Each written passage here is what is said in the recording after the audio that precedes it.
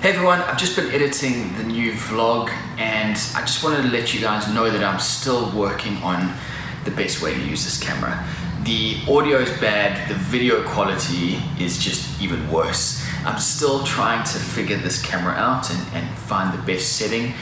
So what you're about to see is the vlog that I wanted to film. As I said, the quality is not so great, so just go easy on it. But I'm hoping that by the next vlog, this should all be sorted out and it'll be back to the usual quality. So, here we go. I don't think I've shown you guys this.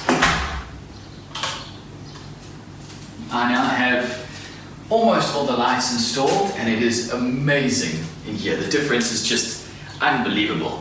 The reason I say almost is my original plan was to put 10 lights in here. So I put 5 down this side and 5 down this side. But what I didn't think about at the time was that I was leaving the center area unlit.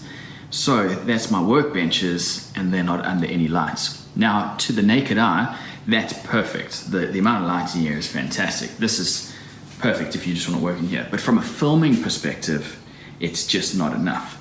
So that's why I've got these bulbs up here. I've been using those to film. So what I'm going to do is put another couple battens.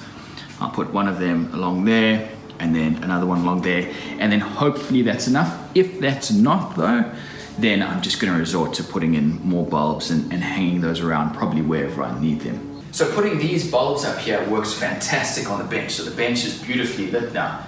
As much as I didn't want to have to use bulbs like this, I think the reality is that these battens they just aren't bright enough. They're 2000 lumens each, but for filming you need specific filming lights.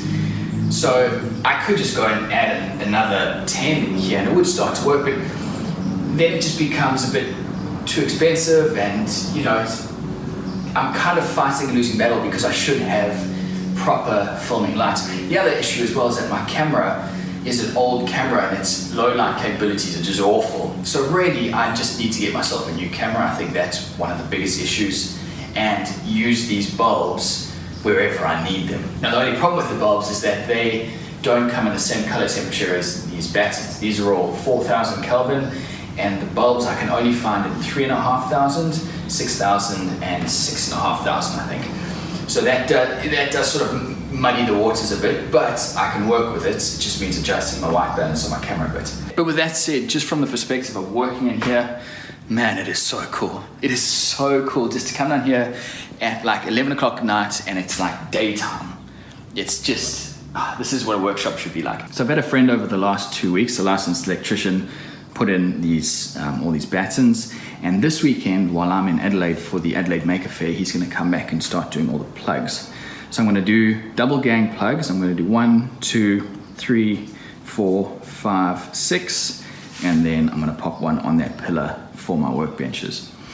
I'm going to do all 10 amp, but I'm thinking about putting in 2 15 amp plugs just in case. I mean, all the research that I'm doing online is saying that, you know, most of the tools that I'm ever going to use are all 10 amp, but there are a couple that you could do 15 amp, so, you know, I may as well put them in now while I can.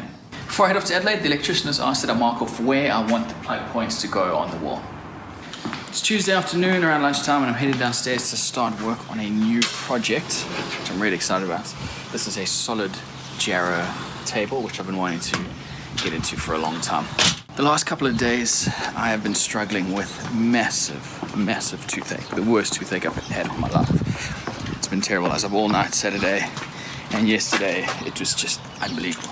I went to the dentist yesterday and he said, what's happened is this tooth has got no sensation, no feeling in it anymore. And what's happening is the nerve that runs into it is dying. And as it dies, it brings with it a lot of pain. That dying process of the nerve will eventually end and then the pain should disappear, but I need to get it looked at long term because infection could come back. So we're talking root canal. I'm hoping to be able to get an appointment with the dentist tomorrow to get this root canal looked at, because the problem is I have my speaking gig at the Adelaide Maker Fair on Sunday and I want to be networking the whole time I'm there. So hopefully I can get this looked at tomorrow before the weekend.